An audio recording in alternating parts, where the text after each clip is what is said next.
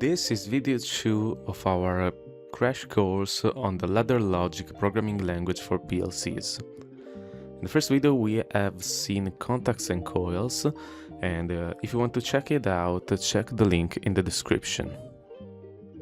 Now we are going to explore the set and reset coils, also known as Latch and Unlatch, that are useful tools to act on Boolean memories in a different way with respect to standard coils that we've just seen. Up until now we have seen rungs using contacts and standard coils that are the basics of a ladder diagram but have some limitations. Right now in this example, the value of light B is set at every scan cycle whenever this rung is executed. If switch A is false, light B will be false. If switch A is true, light B will be true. If you think about it, this works kind of like a doorbell. It is only active while your finger is pressing the switch. But however, in the real world, industrial push buttons are usually momentary.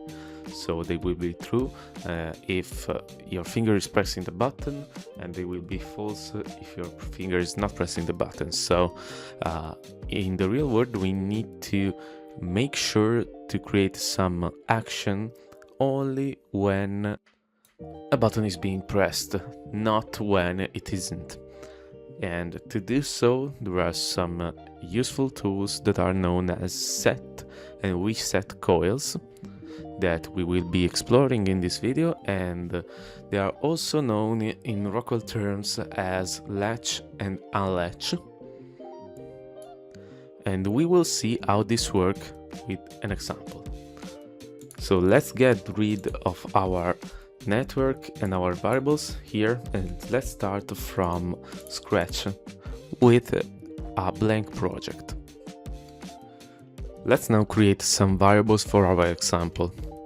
Let's assume that in our example we want to control a motor to either start it or stop it according to some conditions. So here I will place a variable called motor running that will be the output for this project and will be a Boolean variable. And let's assume that to start it and stop it we have two specific push buttons. A start button that is a Boolean variable again, and a stop button. So what should our project do? If we press the start button, the motor should start. And if we press the stop button, the motor should stop. This may seem trivial, but it's actually difficult with only the tool that I have presented you in the previous lecture. So let's start writing some code and thinking about it. Surely we'll need to evaluate the value of our start button. And to do that we need to place a normally open contact. So right click on the network, select insert contact, and write the start button variable to it. Right now you could think about placing a coil. So if you place a coil over here with the motor running variable connected to it, you may think that you are on the right track. And as we've seen in the switch and light example, by going online and seeing how it works, I mean, if we press the start button, so start button becomes true, motor running is becoming true. So that part, we get that part right. But as soon as we leave our finger from the push button, motor running becomes false. This is not what we are aiming to do. And this is the real limitation of the standard coils. Standard coils evaluate the value, the instantaneous value on the left side of the coil. And whenever the rung is executed, the value of the Boolean variable is either set to false and true according to the power flowing here. So the standard coil is not the correct tool for us.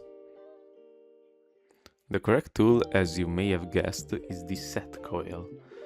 To place a set coil in your program, you can either select your rung, and on the top left corner you can click on the insert set coil, or you can right click, select insert set coil, or if you already have a coil placed in your program, you can convert it into a set coil by right clicking and clicking on set reset.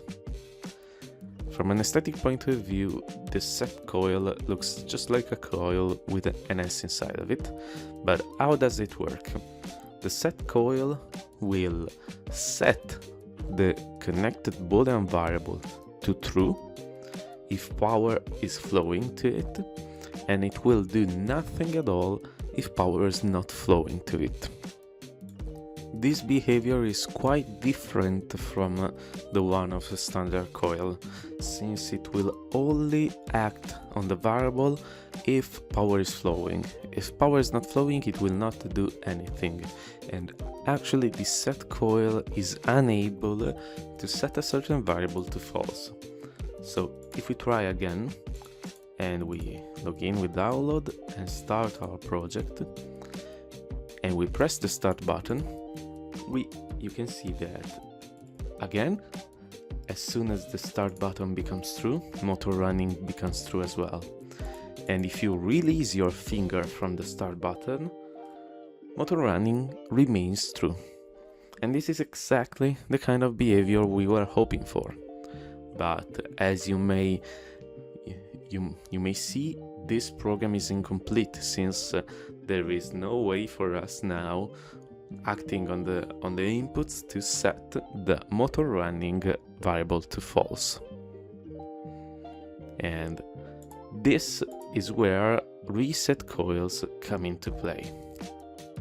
Let's now add the new network by right clicking and selecting insert network to create the behavior to set this variable to false.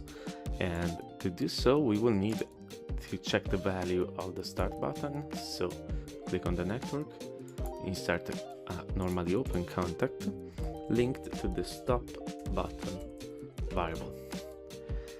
And here we will need to use a reset coil that, again, it can be placed with the insert reset coil over there, or right clicking and selecting insert reset coil. And here we can connect the motor running variable. And how does a reset coil work?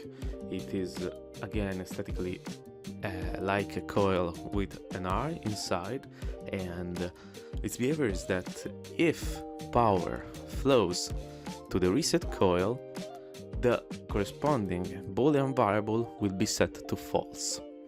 If power is not flowing, nothing will happen.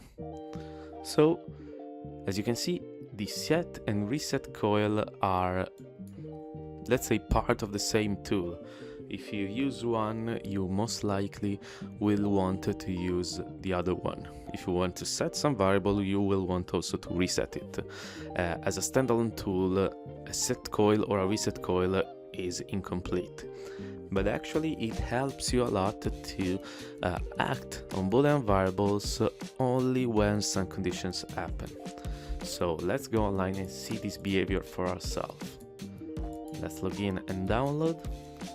Let's start our PLC, and let's say that we start our motor by pressing the start button, release the start button, the motor keeps running, and if we press the stop button, motor running becomes false again. So this is exactly the behavior that we wanted. It's a very common behavior in a lot of machines, in a lot of processes. You want to evaluate some condition to start a process, and you do not want to look at the instantaneous values of variables to act on your outputs.